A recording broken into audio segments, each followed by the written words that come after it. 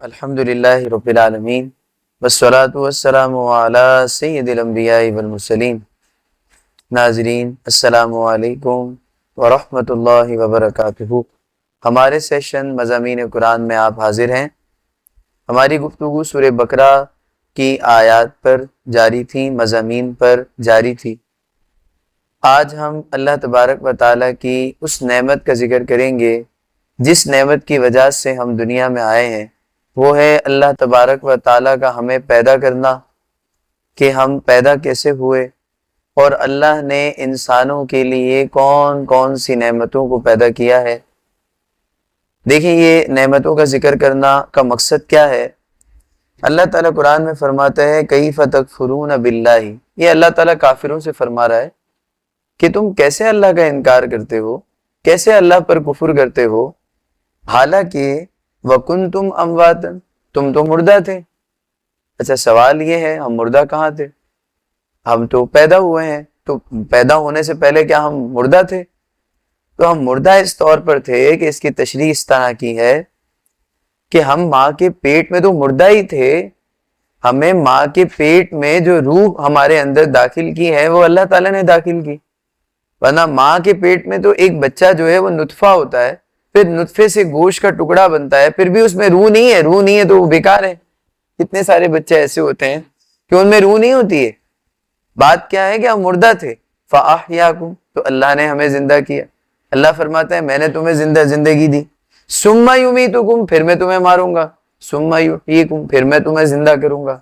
اچھا، پھر میں ماروں گا تو ہماری جو موت آئے گی، جب ہم مر جاتے ہیں تو وہ جو موت کا آنا ہے وہ اللہ تبارک و تعالیٰ کے اس حکم کا پورا ہونا ہے۔ تو اسی وجہ سے اس حکم کو پورا کرنے کے لیے کوئی بھی ایسا نہیں ہے جو پیدا ہوا ہو اور وہ مرے نہ، ہر ایک نے مرنا ہے، کیونکہ اللہ کا وعدہ پورا کرنا ہے۔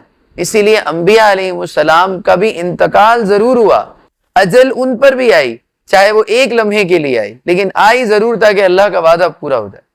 پھر اللہ فرماتا ہے پھر ہم تمہیں زندہ کریں گے۔ اب پھر زندگی کب ملے گی؟ تو یہ بھی اللہ کی ایک نعمت ہے کہ ہم تو مردہ تھے، اللہ فرما رہا ہے پھر میں تمہیں زندہ کروں گا۔ کیوں؟ کیسے اللہ تعالیٰ اور کب زندہ کرے گا؟ تو قیامت کی دن جب ہم پھر اٹھیں گے تو وہ پھر اٹھنا زندہ کرنا ہی ہے۔ مجھے یہ بات سمجھ نہیں آتی کہ اتنی شانیں ہیں اللہ تعالیٰ کی کہ ہم مردہ تھے، پھر اللہ نے زندہ کیا، پھر ہم اللہ تعالیٰ مارے گا، پھر ہمیں زندہ کرے گا، اور پھر اللہ فرماتا ہے ثم الیہ ترجعون، پھر اسی کی طرف تم لوٹائے جاؤ گے۔ تو کیسے کافر ہیں؟ کافر جو ہے نا اللہ کا انکار کر دیتے۔ اور یہ بھی اللہ نے بیان فرمایا ہے کہ کافر جو ہے نا وہ ہم سے کوئی امید نہیں رکھتا، اسے ہماری طرف آنا نہیں ہے، لیکن مومن جو ہے نا وہ امید ہم سے ہی رکھتا ہے، کیونکہ اسے ہماری طرف آنا ہے۔ تو اس آیت میں اللہ نے اپنی اس نعمت کا ذکر کیا، اگلی آیت میں اور انسانوں کے لیے جو نعمت اللہ نے پیدا کی اس کا ذکر کیا۔ هُوَ الَّذِي خَلَقَ لَكُم مَا فِي الْأَرْضِ جَمِيعًا، جو کچھ اللہ نے زمین میں پیدا کیا ہے سب تیرے لیے، انسان تیرے لیے پیدا کیا، زمین کی ساری نعمتیں تیرے لیے ہیں، اس میں تیری دنیاوی فائدے بھی ہیں، تیرے اخروی فائدے بھی ہیں۔ اب زمین کی نعمتیں جو اللہ نے ہمارے لیے پیدا کی ہیں، اس میں ہماری دینی فائدہ کیا ہے؟ دینی فائدہ یہ ہے کہ زمین کے عجائبات کو دیکھ کر اللہ کی معرفت حاصل ہو جائے۔ اور دنیاوی فائدہ کیا ہے؟ تو دنیاوی فائدہ یہ ہے کہ ان چیزوں کو کھاؤ۔ اللہ نے جب تک تمہیں کسی چیز کے کھانے سے روکا نہیں ہے تو ان کو کھاؤ۔ اللہ نے جب تک کسی چیز کو حرام نہیں فرمایا وہ حلال ہے، اس کو کھاؤ۔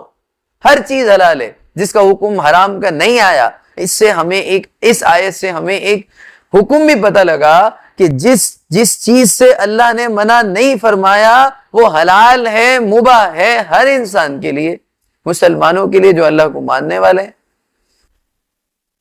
اور اس آیت کے بعد ہمیں ایک اور بات سمجھ آتی ہے کہ اللہ نے جب ہمارے لیے ساری چیزوں کو حلال کیا تو یہ اللہ کی نعمتیں تو ہیں۔ کتنی ساری نعمتیں ہیں اللہ کی جو اللہ نے ہمیں عطا فرمائی۔ پھر اللہ فرماتا ہے ثم استوى الى السماء فسواهن سبع سماوات، اللہ نے 7 آسمانوں کو پے در پہ پیدا کر دیا اور بالکل ٹھیک ٹھیک پیدا کیا، بغیر ستونوں کے کھڑے ہیں۔ کیا یہ اللہ کی نعمت نہیں؟ کتنی بڑی نعمت ہے۔ اس سے پانی برستا ہے تو کھیت اگتے ہیں، سب کچھ اسی سے ہو رہا ہوتا ہے۔ تو بتاؤ کتنی بڑی اللہ کی نعمت ہے. پھر بھی ایک کافر ہو تم اللہ کی نعمت کا انکار کرتے ہو. اور ان دونوں آیات میں جو سب سے بڑی بات یہ ہے وہ اس بات کا ذکر کرنا ہے کہ کافروں کا ایک عقیدہ تھا. وہ یہ کہتے تھے کہ مرنے کے بعد دوبارہ اٹھنا نہیں ہے. تو اس بات کے رد کے لیے یہ دونوں آیتوں میں اللہ نے نعمتوں کا ذکر بھی کیا اور ان کا بڑی زبردست انداز سے رد کیا. یہ بتاؤ پہلی مرتبہ بنانا زیادہ مشکل ہے یا دوسری مرتبہ؟ پہلی مرتبہ زیادہ بنانا مشکل ہے. جب پہلی مرتبہ اللہ بنانے پر قادر ہے تو دوبارہ بنانے پر کیوں قادر نہیں ہوگا؟ تو یہ تو آسان سی بات ہے.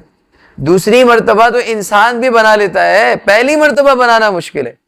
کوئی چیز ایسی ہو جو پہلی مرتبہ وجود میں آئی, اس کو دیکھ کے دوسری مرتبہ بنانا آسان ہے چیز کو پہلی مرتبہ کے مقابلے میں. تو جو رب پہلی مرتبہ انسان کو پیدا کر رہا ہے, کیا وہ دوبارہ پیدا نہیں کر سکتا؟ کیا وہ دوبارہ زندہ نہیں کر سکتا مارنے کے بعد؟ کیوں نہیں کر سکتا؟ بالکل کر سکتا ہے. اس میں کافروں کا بلیغ رد ہے.